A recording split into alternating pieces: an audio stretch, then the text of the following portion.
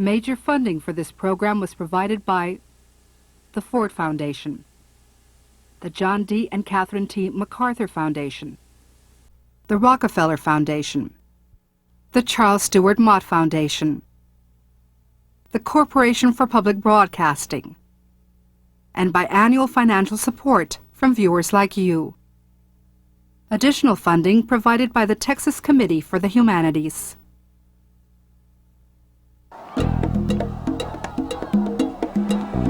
In the 1960s, a new generation of Mexican Americans created a militant social movement in response to the anger and frustration that had been building for so many years within their community. In California, in Texas, they demanded humane treatment in the fields where they labored.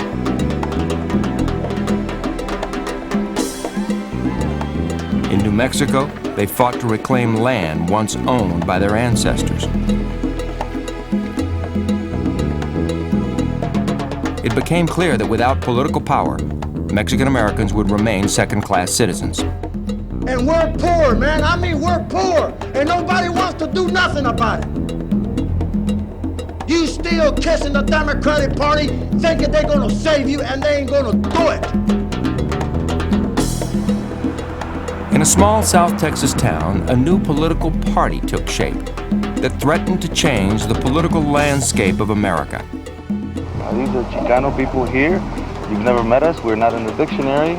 It's a brand new ballgame. You're going to have to relearn all your stereotypes and all you missed because we are about to begin creating new ones, tough ones, and great ones. And I suggest you learn fast if you want to match us. As the nation watched, Chicanos took on the most challenging quest of the Mexican-American civil rights movement.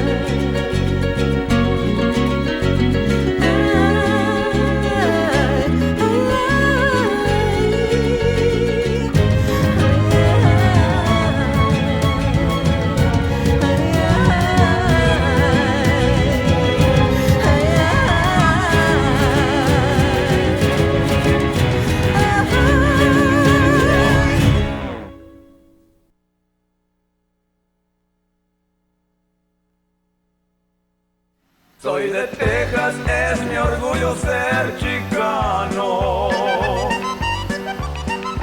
En los barrios me pueden encontrar.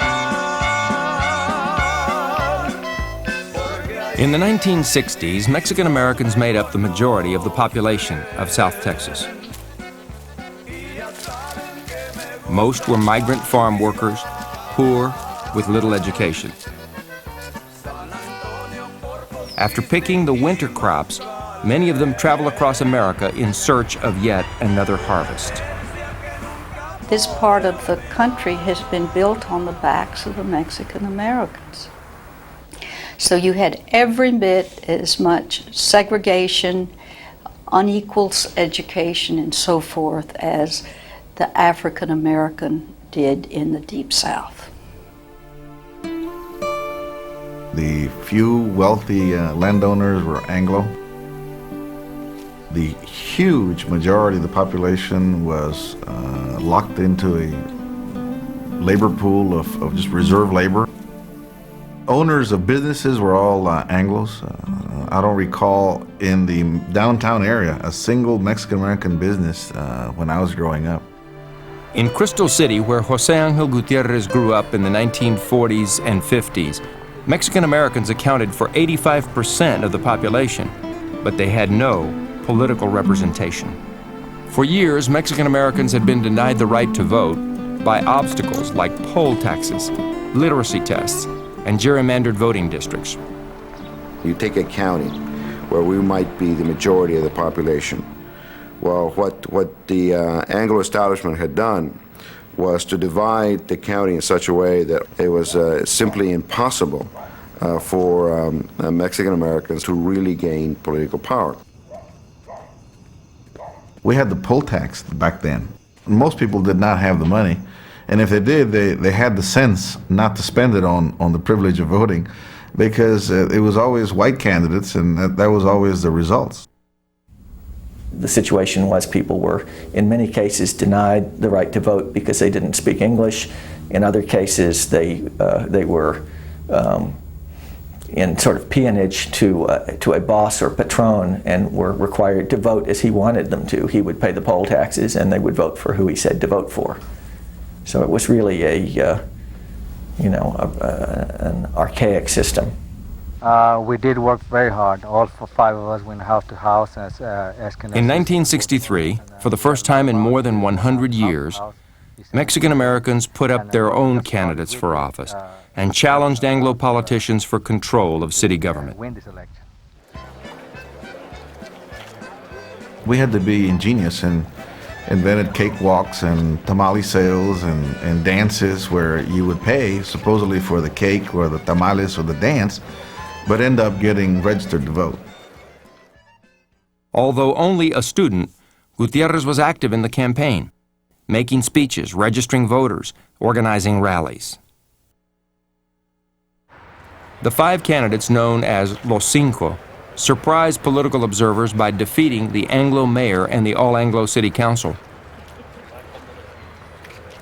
The victors quickly learned that long-standing traditions do not change easily. First, Texas Ranger A.Y. Alley refused to turn over the keys to City Hall. A phone call from Texas Governor John Conley forced him to accept the new officials. We decided we was going to try and put some... The local business community was more effective in its strategy. Didn't you lose your job just after the election results were announced? Yes, sir, I sure did. Cut your salary, yes. In Sansing, I'm going on $35 a week. I don't know how long I could have stand it, but I'm doing it right now. They began trying to indict one of the members of the council for a check that had bounced. They tried to remove 1 or 2 others for being late in payments of utilities. And they ran a slate against us the next time around and beat us. The rise and fall of Los Cinco echoed a long history of conflict between Mexican Americans and the South Texas power structure. In the history of oppression of Mexicanos or Chicanos in the United States, Texas was probably the worst. You have more of a history of conflict. You have more of a history of land grabbing, outright land grabbing. You have more of a history of just outright physical oppression of the Mexican population in Texas. In fact, in the 1920s, the New York Times had an editorial that's saying that the indiscriminate killing of Mexicans in Texas had reached the proportions of being a scandal. The Texas Rangers were created in 1823 to protect settlers from outlaws. They had a reputation for intimidation and violence toward Mexican Americans. I was coming up Military Road with Colonel Hickok, and they came to some big mesquite trees, and there was 4 Mexicans hanging by the neck. The colonel says, "Peavy, I guess the Rangers have been through here."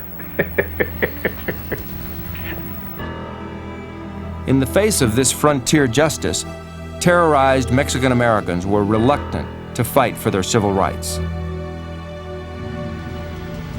Down there, law enforcement was used for private purposes. They were acting as a private police force for some of those farmers down there, employers down in the valley. This is back in 69, 70, somewhere in there. And certainly for the years and years before that, no action was brought against the Rangers. They were just a law unto themselves. Ranger Alley and the Anglo Council were back in power. It was business as usual in Crystal City. I never forgot those kinds of dynamics that go on, and from then on became vigilant that it's not just important to take power. You've got to be able to hold power and govern effectively. So I learned by watching. Jose Angel Gutierrez went on to graduate school at St. Mary's University in San Antonio. There he met Willie Velazquez. Before long, they were working together to bring change to Mexican-American politics. We had a regular study circle. We'd read about King and we'd go look for him. We traveled to Atlanta several times. We'd read about Stokely Carmichael and the SNCC activists, and we'd track them down. We'd learn about Gorky Gonzalez and Reyes Tijerina, and we'd go find them, or Chavez. I mean, we actually read and then went out and got informed firsthand. Gutierrez wrote his thesis on the conditions for revolution in South Texas. What he meant by revolution was fundamental change in electoral, economic, and social context. Remember, at this time in South Texas, Mexican Americans were legally barred in many ways from taking part in politics. Early attempts to organize Mexican Americans began in the 19th century. Some successes came in 1929 with the formation of LULAC, the League of United Latin American Citizens. LULAC was very much aware of the oppression which Mexican Americans were experiencing in South Texas. They're very successful in breaking down some discriminatory barriers in the area of education, in the area of employment, in the area of health services.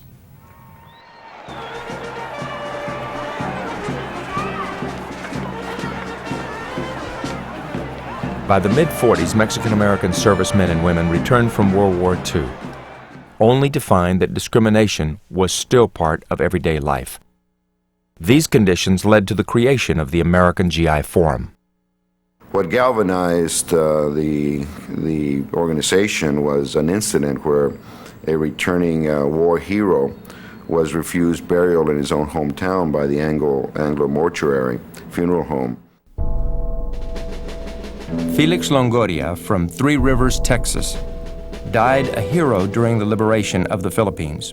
The idea that a hero could not be buried in his own hometown angered people so much that it really symbolized a lot of the concern, the grievances that these Latino servicemen had.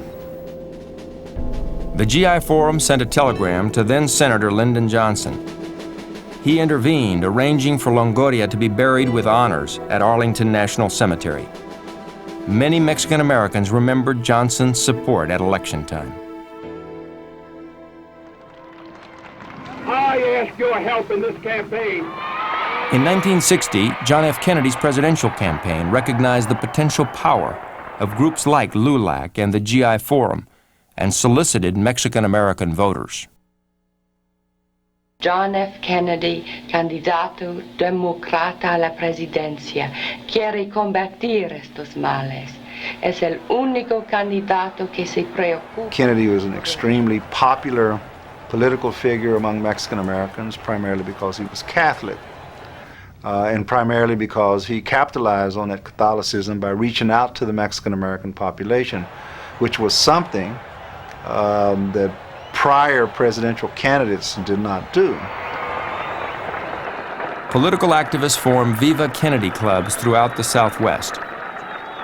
Kennedy won Texas by 20,000 votes. I do not ask you to choose. The state's Mexican Americans voted for him 10-1. Kennedy's election gave Mexican American political activists a newfound sense of power and raised their expectations. But they were soon disappointed. Very small crumbs of the political pie were passed out to the Mexican American communities. And so there was this disappointment, especially through the 60s, on the part of the Spanish-speaking youth with the Democratic lack of fulfillment of promises and intentions.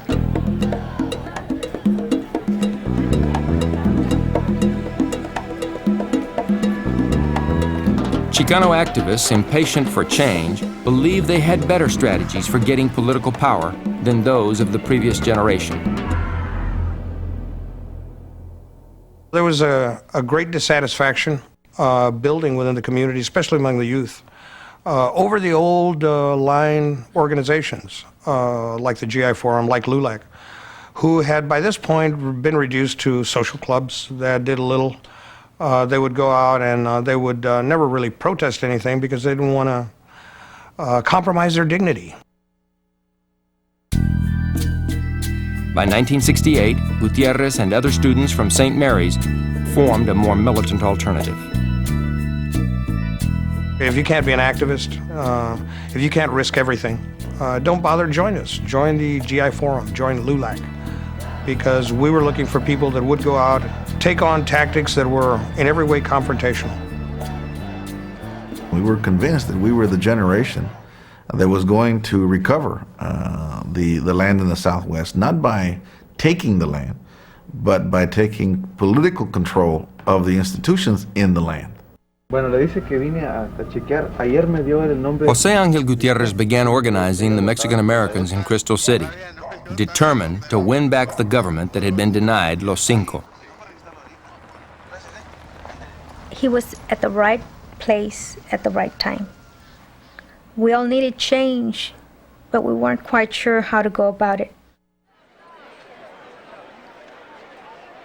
Gutierrez targeted the schools where young people were fed up with negative stereotypes. Every time in our history books they talked about Mexicanos, it was about the Mexicano bandido, you know, all the bad things that Mexicanos did.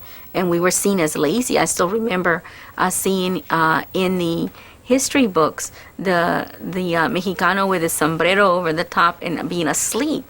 And that's what we had to deal with, the image that they had of us there. And that was projected onto us, and it was hard to overcome that image that they had.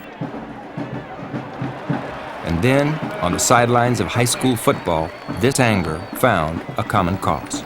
In these small towns, the whole civic life revolves around high school football.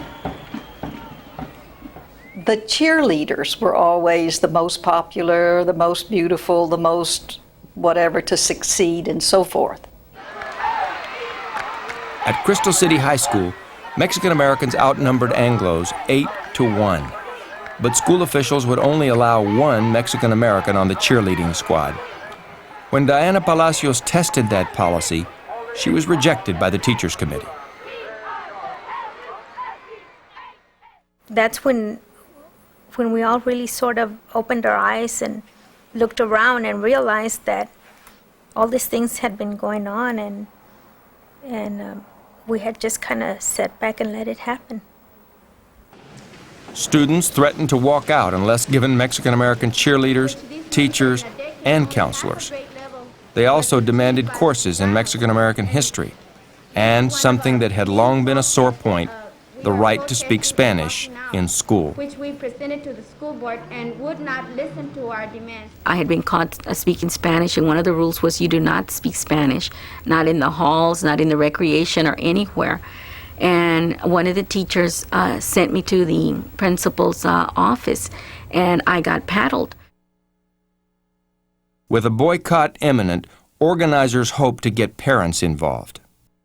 We went and asked the men to support us. And of course said no, because if they came, they would kill all these principals and teachers and whatnot.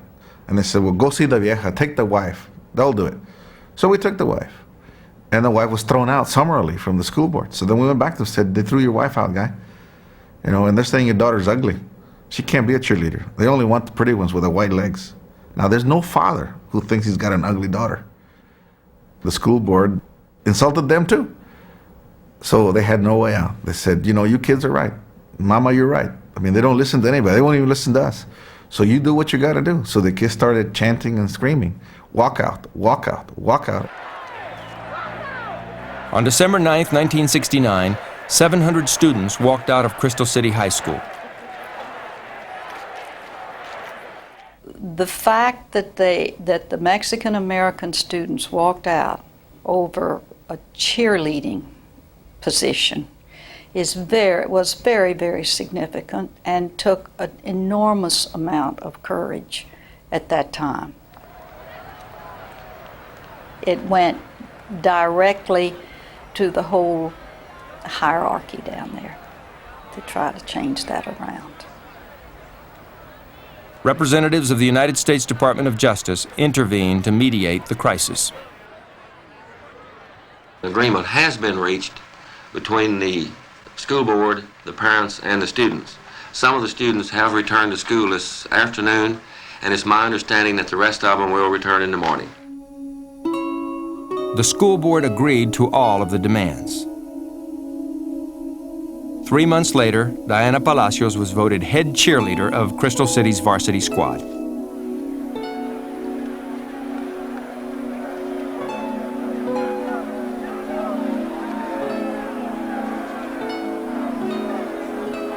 Building on this success, Mexican Americans in Crystal City created their own political party, La Raza Unida, the United People. We no longer accept the fact that we are powerless and need to be complaining about our powerlessness. We know we're powerful. We know we can be organized. We know we can triumph. We know that our destiny is not tied to holes in the fields, but tied to much greater and loftier goals and levels, if we would only take the step in that direction. La Raza Unida is an example of this kind of step. It was very clear in the minds of everybody there that a political party was important because, we had come to the conclusion that the Democratic Party and the Republican Party were one and the same. It was the same animal with two heads. For the first time since the defeat of Los Cinco, large numbers of Mexican Americans registered to vote in Crystal City. This time, they registered for the Raza Unida party. The party found its greatest support among women. 95% of the people that were registering voters and getting people out to the polls were women. And yet we didn't have a say-so in the decision-making process. We actually had a walk-in to one of their meetings and said, hey, we don't want to be the tamale makers and the workers, and we don't want to be the busy bees. We really want to be part of the decision-making process. And at that time, half the men broke off of Raza Unida, and they said they didn't want to be part of it if the women were going to be involved.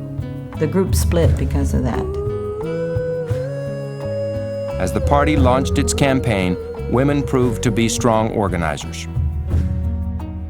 When women came into the party, they fell into this greater context of La Familia de la Raza. So when we organized or went out to recruit people, we went out to recruit wives, mothers, girlfriends, sisters, sisters-in-law. And because of the context of political familism, it was easy for us to recruit women. By participating in the decision-making process, women of La Raza Unida set a precedent that changed the way men and women worked together in the movement.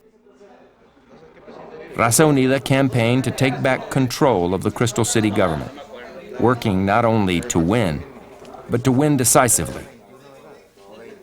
The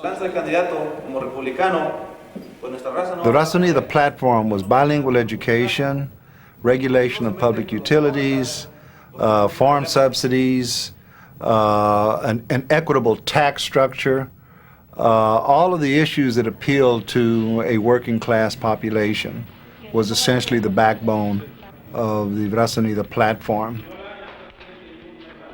So on election day, in April 1970, out of 16 possible races that we could win, in the school board and the city council, we won 15. It was a total wipeout, just about. The business community denounced Raza Unida. The local newspaper led the charge. Raza Unida has brought nothing but hate, distrust, turmoil, and complete financial irresponsibility to our community.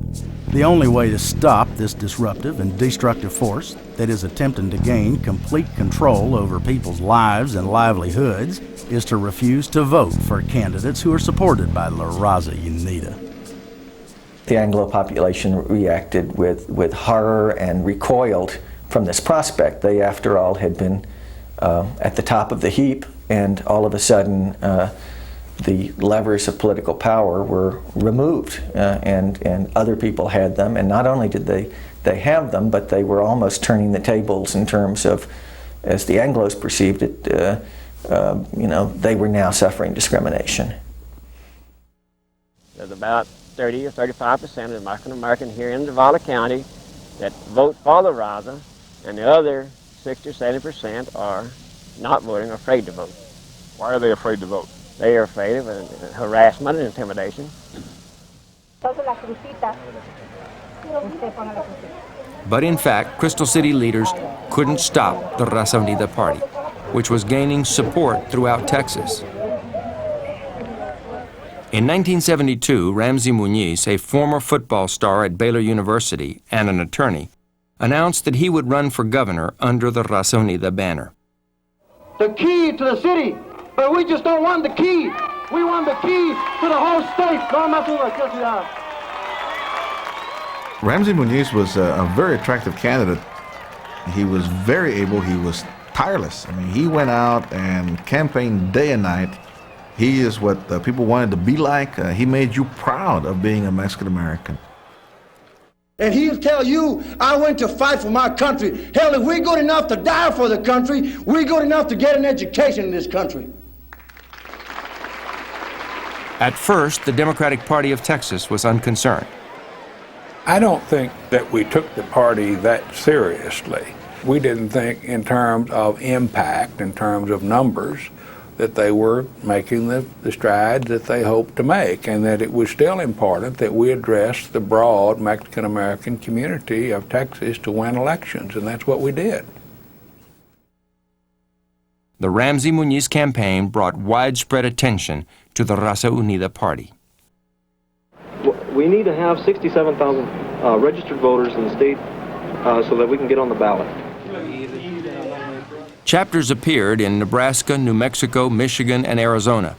Before long, the Raza Unida party was registering voters and fielding Mexican-American candidates in 16 states. The Raza Unida party crystallized the sense of nationalism, or a culmination of nationalism, I can put it that way. And a lot of my compañeras and compañeros consequently began to say, you know what, we need to manifest our movement's mission and goals in art form.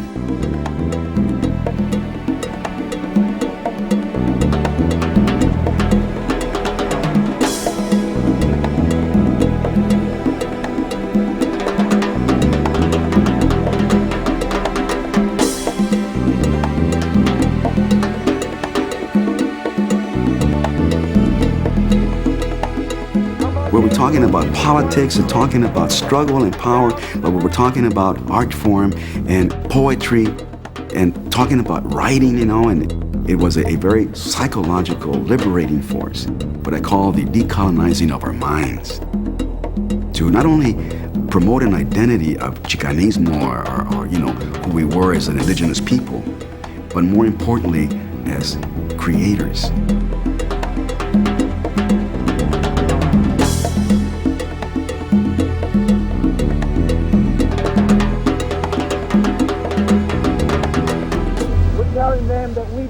In Colorado, Corky Gonzalez saw his dream of a third political party for Chicanos envisioned at the Denver Youth Conference becoming a reality.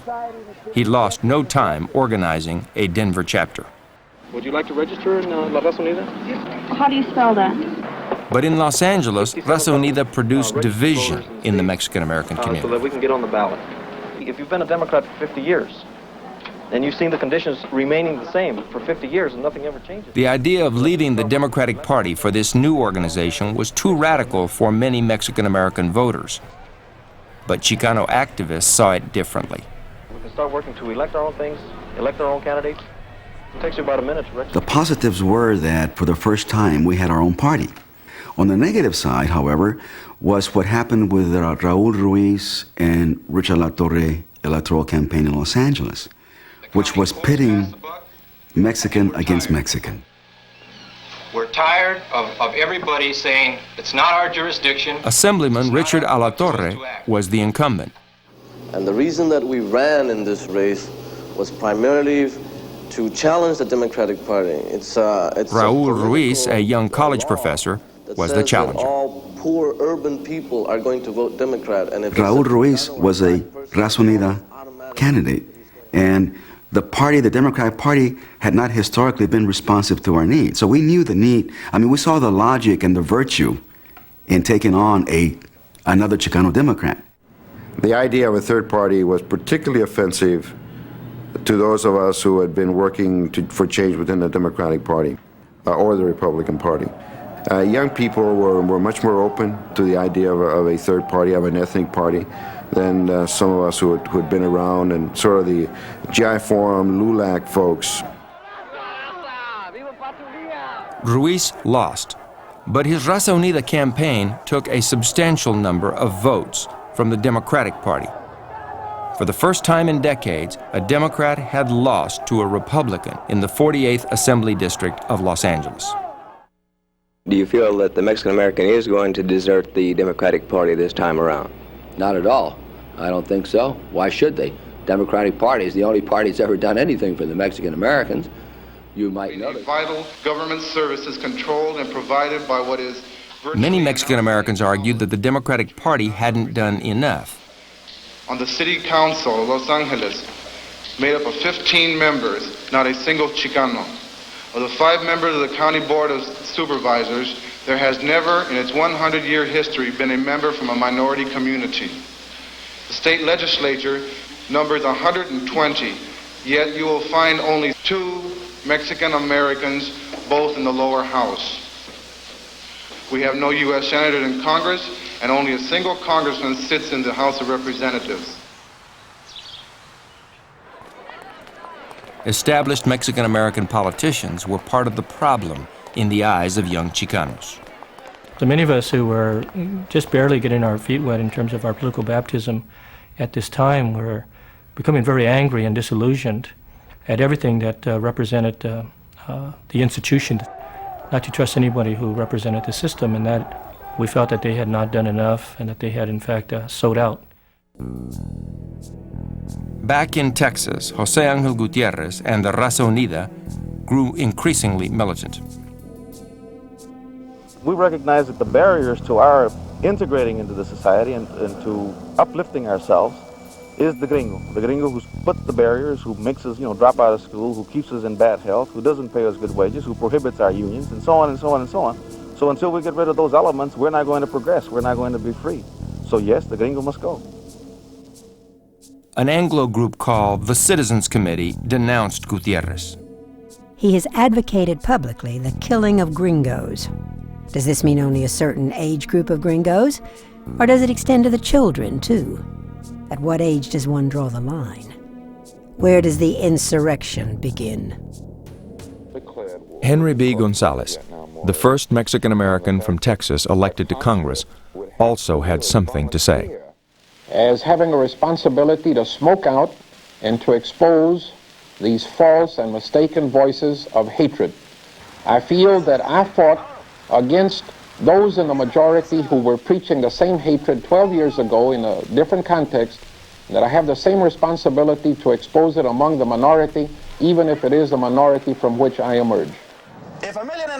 That became the central part of my life, to be a militant, to be an activist, to be radical in the design of solutions.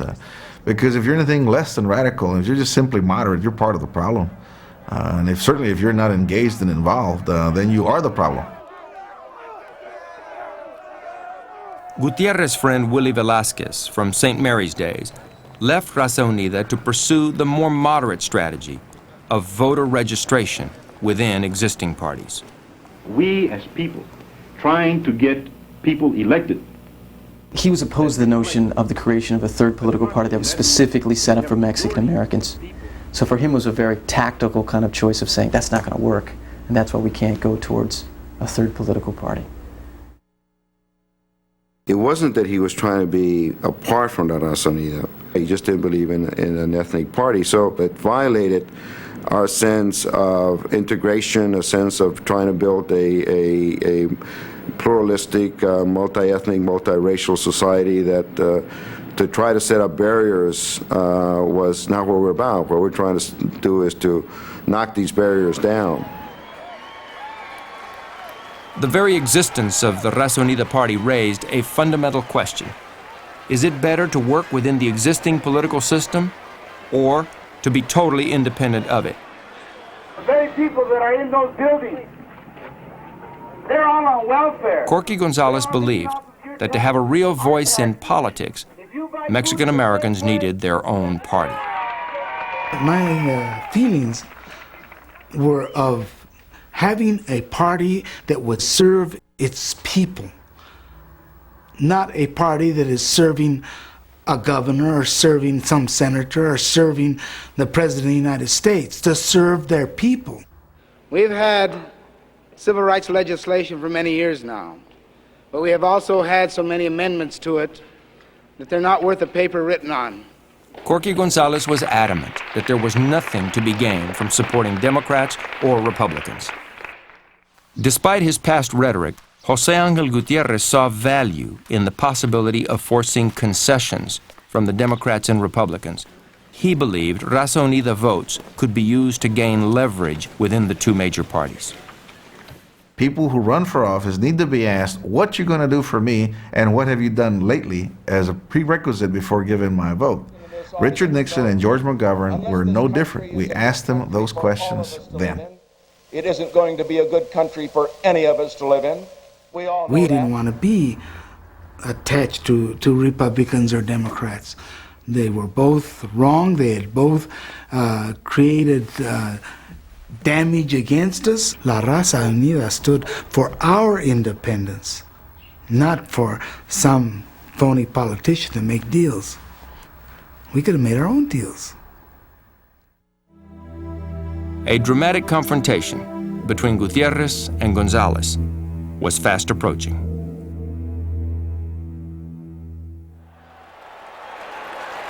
(1972), a presidential election year. Members of Raza Unida met in El Paso, Texas, to hold their party's first national convention.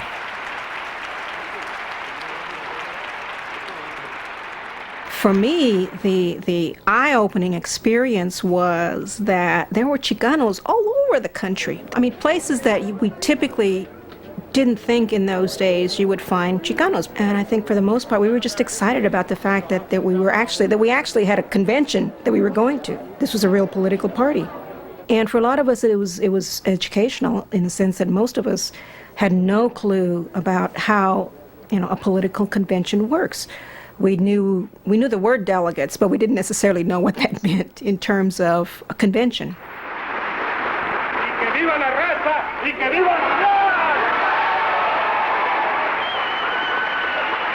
It was a wonderful experience. I mean, here we are with our movement, with our own party, and we're making history.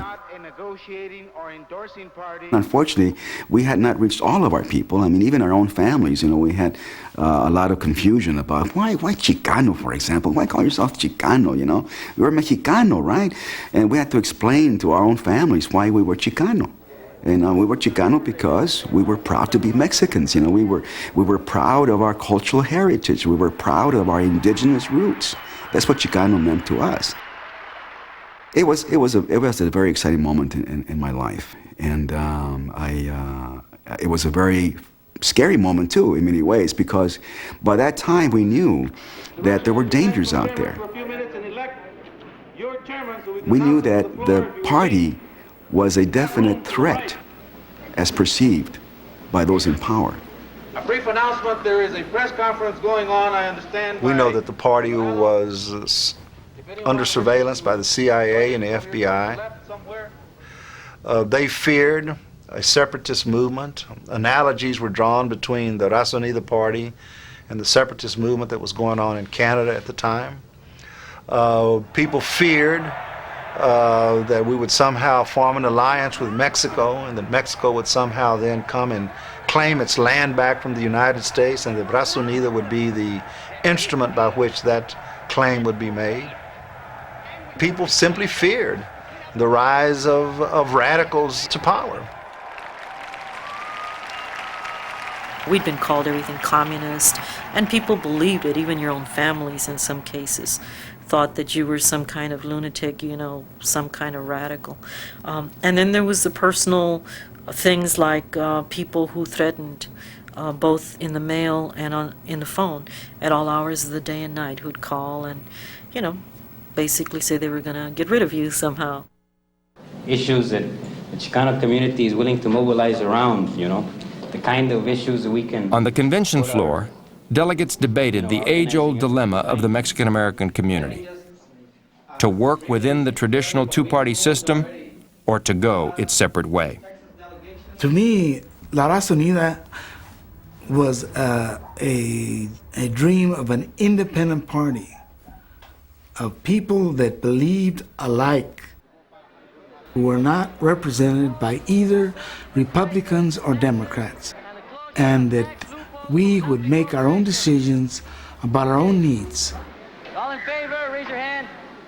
Even as Raza Unida activists were debating the two-party system, a group of Chicano legal activists won a landmark court case that would have a profound impact in the years to come.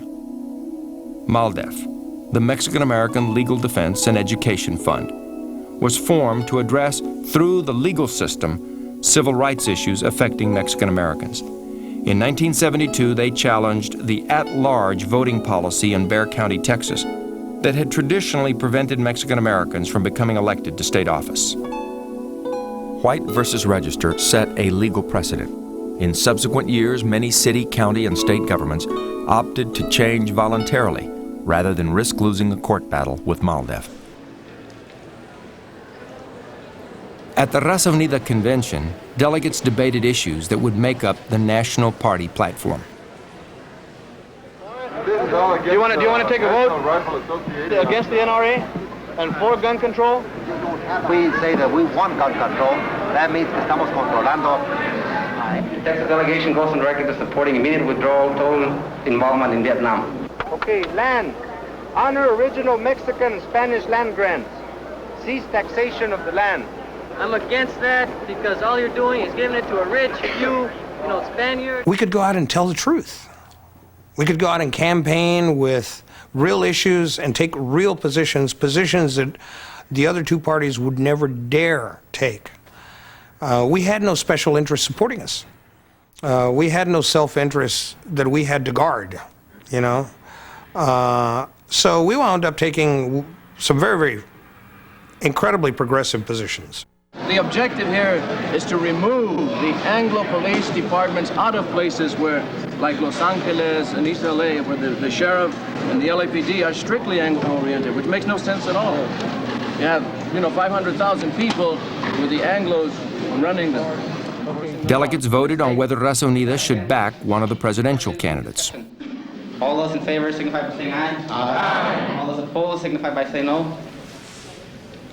The national position of the Partido de la Raza Unida from the First National Convention: support none of the two major candidates for President of the United States.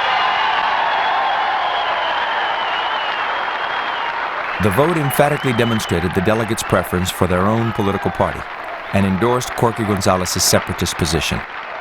The convention now faced the job of electing a party leader. I don't think we should limit ourselves to anything. And certainly we should not, immediately pull back our heads under the shell like turtles when there's a little bit of reaction from whites or concern about whites or even some, rock throwing within our own people, Maybe our own people are kind of... It was clear that Corky was making a big move to be the only person elected at the convention. And I decided then to run against him. So then I turned to a fellow from California, Raul Ruiz, to take charge of the convention so that I could have time to organize against Corky. Missouri. You have two men, both who are very capable, both who are good organizers, both men who are very proud, and both of whom were completely confident in their positions, that they were right. And we cannot afford the luxury of petty bickering and fights on minute rhetorical points in this convention. We must display the fact that he had opposition and that Corky also wanted to be the chair is good. I mean, it's just like any other political party. It's better to have more than one person interested because you mobilize more people. We were assuming that we're fighting against a stacked deck. So whether we won or not, we were going to give it as good a fight as we could. Earlier, when we had made this decision that the method of voting of the individual states, and we had made this decision earlier, would be left up to the states. We did not say at this time that we would now go counter to that decision. The debate centered around whether to vote by delegation or to vote individually. Gonzales supporters were convinced that he could win if states voted in blocks. Gutierrez would have the advantage if votes were cast individually. How could we in our conference not count everybody's vote regardless of whether it was against your interest or support somebody else? So basically, as chair, I allowed the motion to go through that would give the vote to everybody to cast their votes. You are influencing the rest of the states. That's right. And you are out of order. I would like to ask that both of these nominees come to the platform.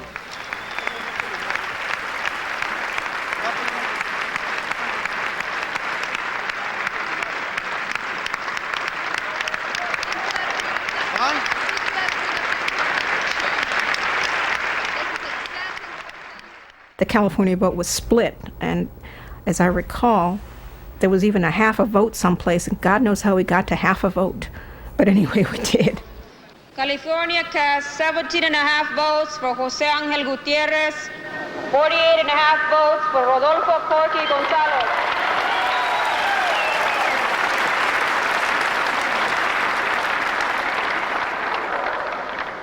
Votando 64 votos a favor de José Ángel Gutiérrez con un abstention. 256 and 1/6 vote for José Ángel Gutiérrez.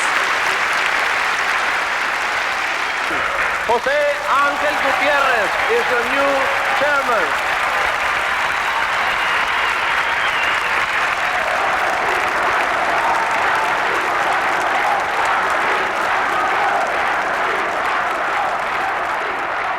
We changed the nature of politics, certainly from the perspective of Mexican Americans. It's never going to be the same again. The fact that we said it was okay to take power and to control your own destiny were pretty radical thoughts then. Now it's pretty much accepted, which means we won on that one. Our people are awakening and their eyes are opening. 2 months later, Ramsey Muñiz lost the governor's race in Texas to Democrat Dolph Briscoe. But by receiving more than 200,000 votes, Muñiz denied the Democratic Party a majority for the first time in the 20th century. When the Mason, do you think you're going to win? Les digo, I've already won. Look at this right here. He got about 250,000 votes in 1972 against Briscoe and almost caused Briscoe's defeat. They counted that race till very late at night. By golly, that was close that night, and he almost pulled off what I think was the plan, and that is, if we can't win, we're not going to let the conservative Democrat win. 6 months after the convention in El Paso, an FBI memo called for tighter surveillance of Corky Gonzalez's crusade for justice. Denver authorities believed that crusade members were armed and dangerous. On March 17, 1973, over 230 Denver police officers surrounded the Crusade for Justice headquarters. Within minutes, a confrontation erupted, lasting for over an hour and a half. Police killed a 20-year-old Crusade member. My best friend was killed. Over 60-some people were arrested. I was shot in the back. 4 police officers were shot. Numerous people were hurt. Later that evening, a Crusade for Justice building was bombed. Fearing for their safety, Crusade members began leaving the organization. The Crusade for Justice would never fully recover. In Texas, Raza Unida continued to field candidates with little success.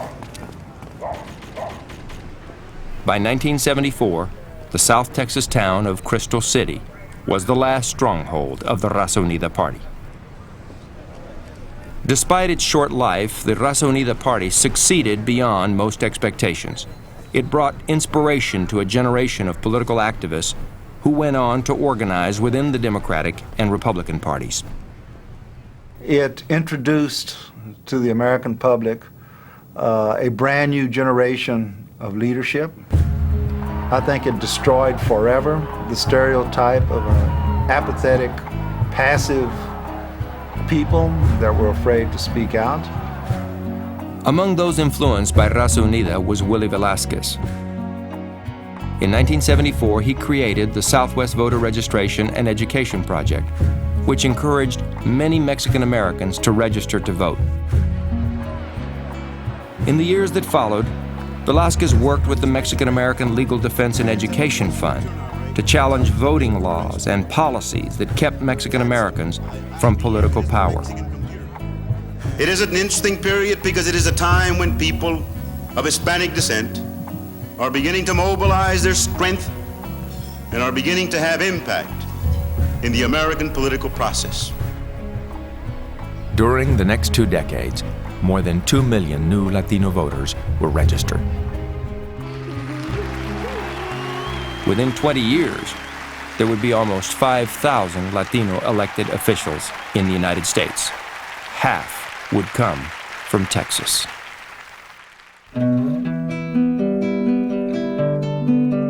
The victories of the Chicano movement became the lasting legacy of decades of Mexican-American activism. The United Farm Workers made Americans aware of the plight of workers who brought food to their table and inspired labor activists in the cities. I think that the farm workers movement was one of those life-changing instruments that helped teach so many of us the power that lies within each one of ourselves. The walkouts challenged educators to respond to community needs and served as a catalyst for bilingual instruction in grade schools and the creation of Chicano studies programs at colleges and universities. Students said, "Ya basta. We can think, we can learn, we can speak more than one language. We can read, we can write, we can go on to college, we can be professionals. We can contribute not only to this society but to our communities in ways that teachers have told us we can't do in the past."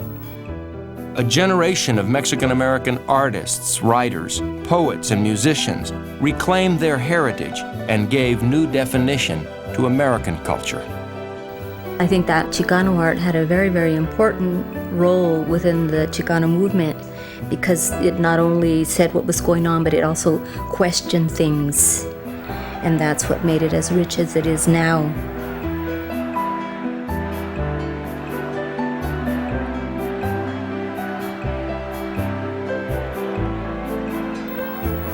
We were young, demanding our civil rights, demanding our place in society, demanding access to education, demanding all of the things that we were entitled to as citizens of the United States, as human beings. Chicanos, with a passion for social justice, helped bring about changes that expanded and inspired the meaning of civil rights in America. To learn more about the Mexican-American Civil Rights Movement, visit us on the PBS homepage at the address on your screen.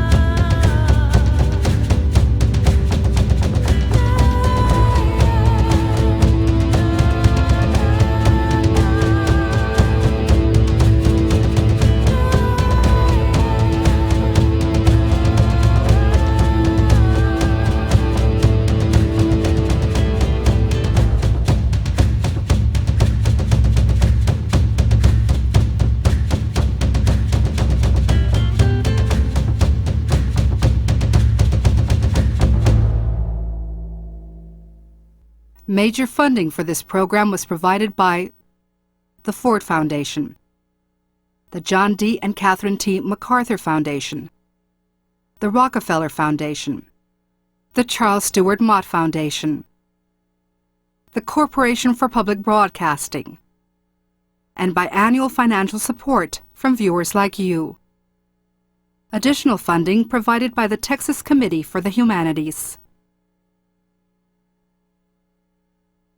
To order a copy of this series, call 1-800-722-9982 or write to National Latino Communications Center, P.O. Box 39A60, Los Angeles, California 90039.